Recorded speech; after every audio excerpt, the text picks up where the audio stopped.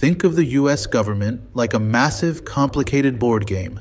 How do you know who goes first? What are the rules? What's the goal? You'd need a rule book. For the United States, that rule book is the Constitution. It was written in 1787, and it's the blueprint for everything. It lays out the three main parts of the government, explains what each part is allowed to do, and just as importantly, what it's not allowed to do. This document is the foundation for everything we're about to cover. The first three words of the Constitution are the most important: we the people. This is the core principle of popular sovereignty. It means the government's power doesn't come from a king or a general or some old tradition. It comes from us, the citizens. The government is, in essence, our employee. We hire it to do a job, like protect our rights and keep us safe. And if it does a bad job, we have the right to fire it. How do we do that? By voting. That's the consent of the governed in action. The founders were terrified of one person or group having too much power. They had just escaped a king, and they didn't want to create a new one. So they took the government's power and split it into three separate, equal pieces. Think of it like a group project. Article 1 gives the writing job to the legislative branch, or Congress. They make the laws. Article 2 gives the presenting job to the executive branch, the president. They enforce the laws. And Article 3 gives the grading job to the judicial branch, the courts. They interpret the laws. This separation ensures no one person can control the whole project. So you've separated the powers. But what stops one branch from becoming a bully and trying to take over the others? That's where checks and balances come in. It's the most brilliant part of the system. It's like a game of rock, paper, scissors. Each branch is given a special power to stop the other two. This forces them to compromise and work together. It's a system of tension and oversight, by design, to make sure power stays balanced. Let's see how this works in real life. Imagine Congress passes a new law. The president, as the executive, can say, "I don't like this law," and veto it. That's the executive checking the legislative. But Congress gets another move. If they can get a 2/3 supermajority vote, they can override the president's veto and pass the law anyway. That's the legislative checking the executive right back. And what about the courts? At any time, the Supreme Court can look at that law and declare it unconstitutional, wiping it off the books entirely. That's the judicial branch checking the other two. This is one of the most important and often confusing principles. Federalism is the power-sharing agreement between the national government in Washington, D.C., and the 50 state governments. Think of it like this. The national government sets the whole house rules. It can declare war, print money, and manage rules that affect all states. But the states get to make the rules for their own rooms. They get to run their own schools, set their own driving laws, and manage local issues. Some powers, like collecting taxes, are concurrent, meaning both levels can do it.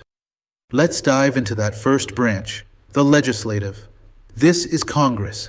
Their only job is to take ideas and turn them into laws. They are the engine of lawmaking. Congress is located in the Capitol, that big white dome in Washington, D.C. The founders decided to split Congress into two houses, a system called bicameral. This was another compromise. They wanted one house to represent the people directly and another to represent the states. These two houses are the House of Representatives and the Senate. The House of Representatives is the people's house. It's designed to be big, fast, and responsive. There are 435 members, and they're divided up based on state population. A huge state like California gets 52 representatives, while a tiny state like Wyoming gets just one.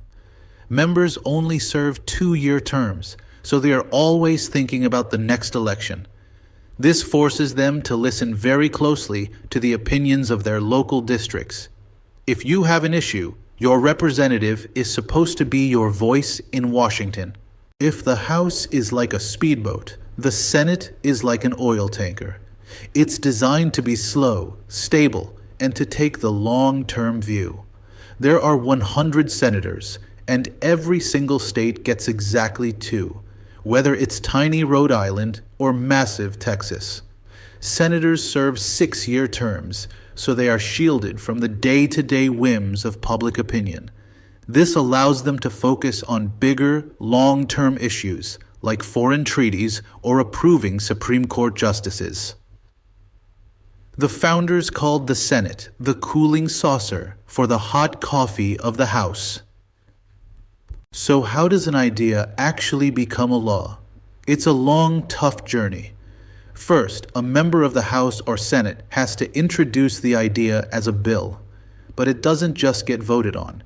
It first goes to a small committee of experts on that topic, like an agriculture committee for a farm bill. This is where the real work happens. They debate, hold hearings, and change or mark up the bill. The truth is, most bills never make it out of committee. It's known as the graveyard of bills for a reason.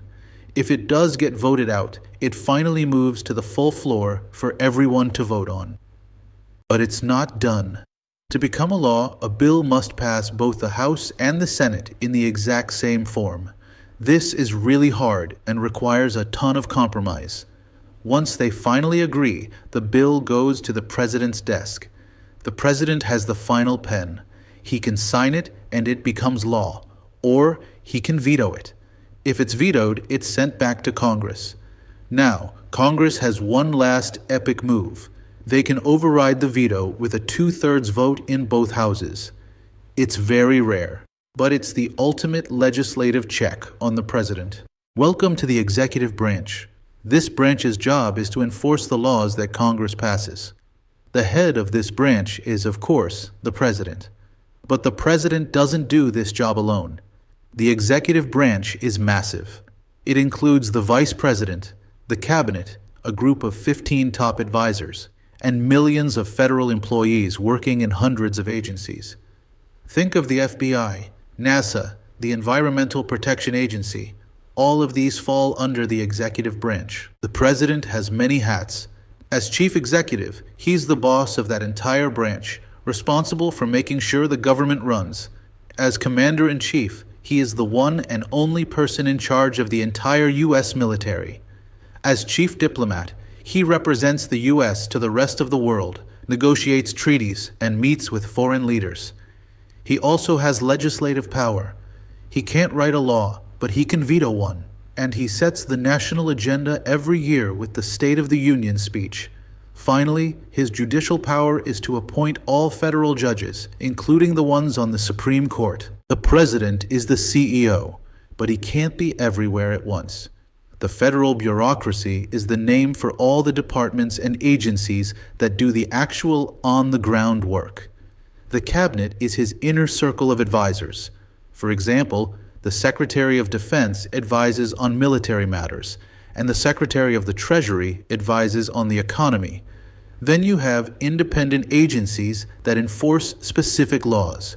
When Congress passes the Clean Air Act, it's the EPA, Environmental Protection Agency, that actually goes out and tests the air to make sure it's clean. Finally, we have the judicial branch. Their job is not to make laws or enforce them, but to interpret them. Think of them as the referees of the government. Their job is to look at a law or a government action and compare it to the Constitution. If there's a conflict, the Constitution always wins. This branch includes the Supreme Court at the top and a whole system of lower federal courts that handle federal crimes and lawsuits. The very top of the judicial branch is the Supreme Court. There are 9 justices, and to keep them independent from politics, they are appointed for life. They don't have to worry about being fired or re-elected. Their most important power is called judicial review. This is the power to look at any law from Congress or any action from the president and declare it unconstitutional. If they do, that law is instantly void. This power wasn't written in the Constitution, but it was established in a famous 1803 case called Marbury v. Madison, and it's been the court's biggest check on the other branches ever since. So where do we fit into all this? We give our consent through elections.